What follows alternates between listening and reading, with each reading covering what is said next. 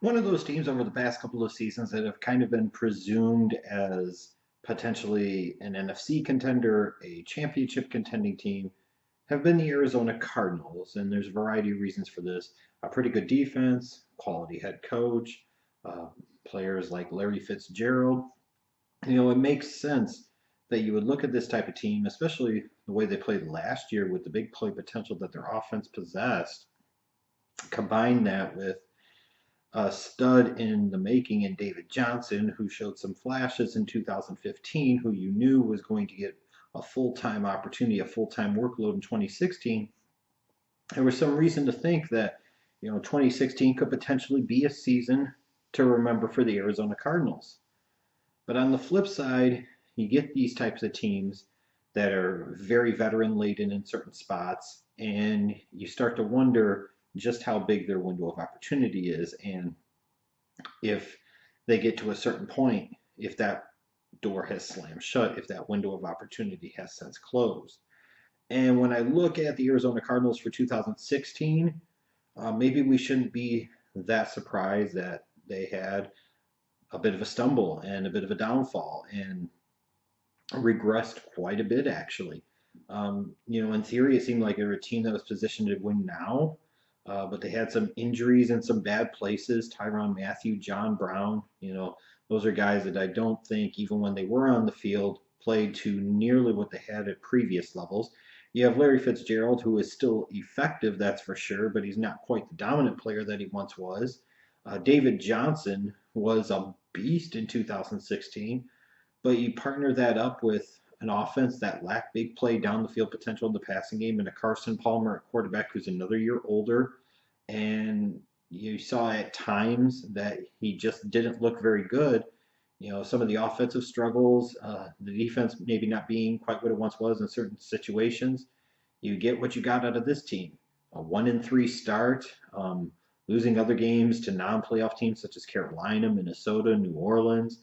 That defense that had been a pillar of what they've been doing the past couple of years had 6 games where they allowed over 30 points. So even with some of the star performances out of the guys like a David Johnson, especially, who definitely belongs in a conversation of best all-around running back in the National Football League. Larry Fitzgerald, future Hall of Famer. Um, you look at this team, and they got a big season out of a guy like a Tony Jefferson. Chandler Jones came over, and him and Marcus Golden really paired up nicely as a 1-2 combination as outside edge rushers in that 3-4 Cardinals defense. But just a lot of things really started to kind of go haywire for this team, and you start to wonder if they're at the end of the road and it's time to start planning ahead to the future with guys like Carson Palmer in their mid 30s, Larry Fitzgerald close to his mid 30s, other players on the team getting older, guys like Calais Campbell and so on and so forth.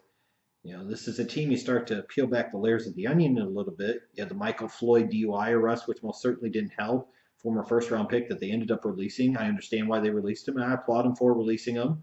So, of course, his big punishment was that he gets released so that way he can go win the Super Bowl in New England. It's just messed up how those things work. But maybe, again, it shouldn't be that surprising that the Arizona Cardinals are kind of in a position right now where 2017 feels like it's it. Maybe the last year of Carson Palmer, maybe the last year of Larry Fitzgerald, and you start to see a transition to this. You already saw it in 2016, I think, but even more so in 2017, that it's going to be David Johnson's team. And what does that mean for this Cardinals team going forward? Is Bruce Arians going to want to stick around in the long term? Could this potentially be his last year as head coach? This is a team heading into this offseason.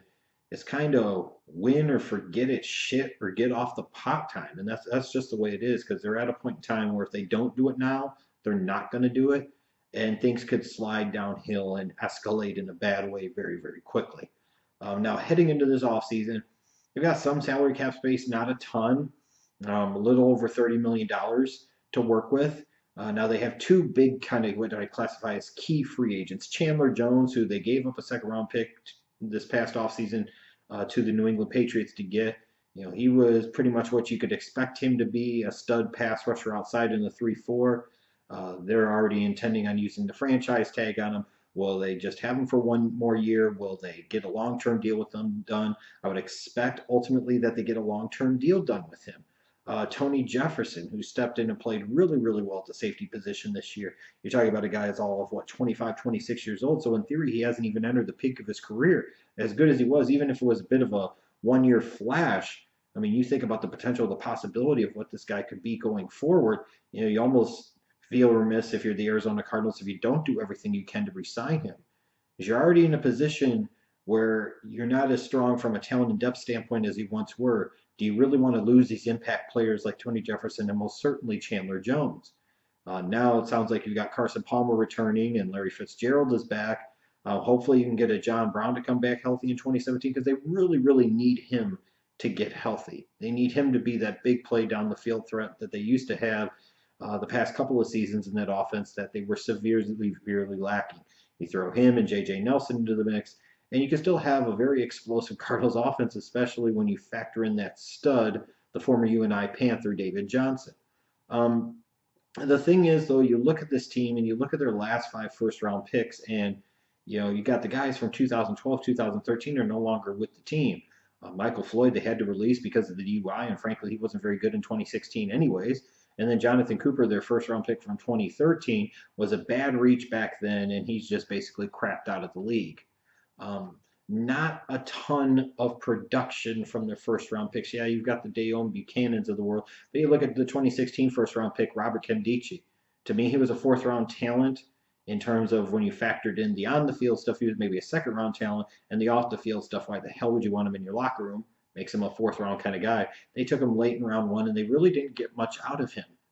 And just going forward, they're going to need to get more out of guys like Robert Nkemdiche if they're going to, pick it back up and improve and get back to where they have been over the past couple of years. At least for the Cardinals, they've got all their draft picks. Um, this is a team that maybe could potentially benefit from some maneuvering in the draft, potentially trying to acquire some additional picks. On the flip side, you can make the argument that you feel like if you get a couple of real impact players, that's what it's about out of this draft class, and that could help really put you over the edge. So maybe you're a Cardinals team and you want to get aggressive, and you maybe only worried about getting 4 or 5 guys, but you want maybe 3 of those guys to come in and contribute right away. Um, It'll be interesting to see what their philosophy is. They could just stay put in each round and take best player available. There's a variety of ways that they could go, and I don't know that any one way is better than the other for the Cardinals. Although if I was going to go any way, if I were them, because of some of the nucleus they have in place on both sides of the ball, I might want to lean on the quality versus quantity model, and I might try to get a couple of real impact players instead of trying to fill a bunch of voids and gaps in the depth of this roster. Now, in terms of their draft needs, by far, and I've talked about it the past couple of years, and it only grows truer by the day. The number one need for this team is a young backup quarterback that by 2018 could be ready to take over as a starter. Because if Carson Palmer's hurt, who you got taking over? Drew Stanton? You feel like Drew Stanton can win you football games consistently in the NFL? Give me a break. I don't know what the hesitancy has been with this Cardinals team other than taking a flyer on a Logan Thomas in the fourth round a couple of years ago. I don't know what their allergy is to taking a young quarterback and developing him behind Carson Palmer. I think I've heard Bruce Arians say before that it's a waste or he doesn't have any interest in drafting a young quarterback. Well, then what the hell are you doing? You saw what a Big Ben could do in Pittsburgh. You know what that's like.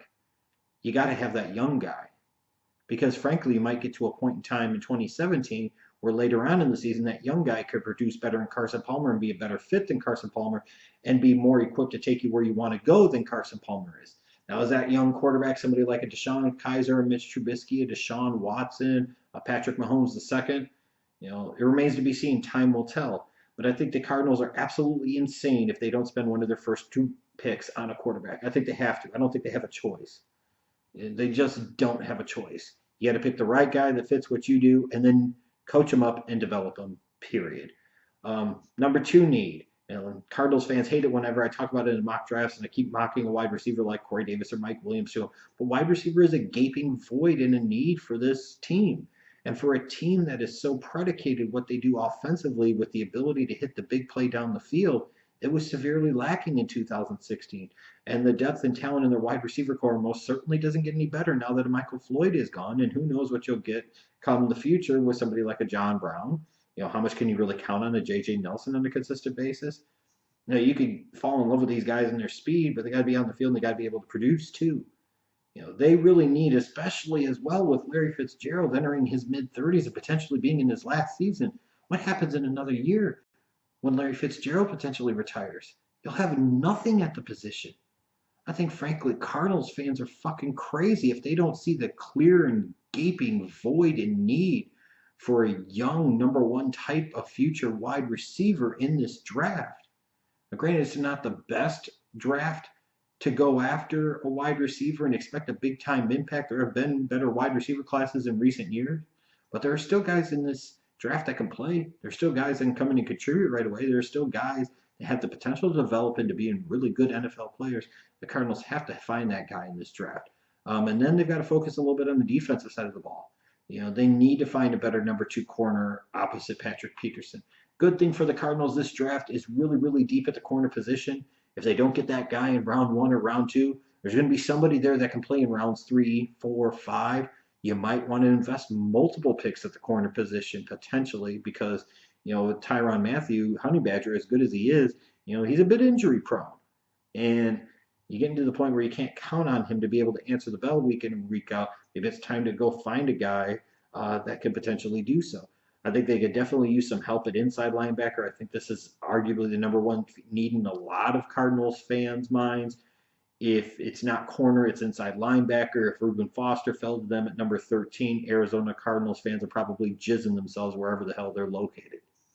Because if they got another inside linebacker and paired him with a Dayon Buchanan, and then you've got Chandler Jones and Marcus Golden on the outside, that's a pretty damn good linebacking core, a very athletic linebacking core, a very dangerous linebacking core, a championship caliber of linebacking core. So I wonder if there's going to be Cardinal fans that try to put out a story about Reuben Foster talking about, he does weed, he does crack, he shoots steroids in his ass. And if I'm a Cardinals fan, frankly, I can't blame them. The good thing for the Cardinals, where they're sitting at pick 13 in the first round, there's a possibility that if they so desire, and all the quarterbacks could potentially still be there, they might have their choice of whatever quarterback they want. There could be a situation and scenario that plays out in this draft where they could have their choice of whatever wide receiver that they want because none of them may be off the board by the time they pick. There may be one of them off the board by then, but probably between Corey Davis and Mike Williams, one of them will be there at pick 13, maybe both, but probably one. Corner, like I said, the first round, second round, third round, fourth round, you're going to be able to find guys that can play and contribute right away. So, in terms of some of the team needs that they have, it's a better than usual linebacker class. It's a better than usual corner class. We'll see what this team does. But again, the number one need, they have to draft a young quarterback and develop him. They have to. This is not negotiable. And they have to find another weapon on the outside. If you don't agree with me, Cardinals fans, I'm sorry. You're insane. And maybe you pass the time by polishing off your Super Bowl trophies. Oh, sorry. You want to win a Super Bowl at some point in time, you got to draft a young quarterback and you got to get a number one wide receiver. And the time to do it is right now in this draft.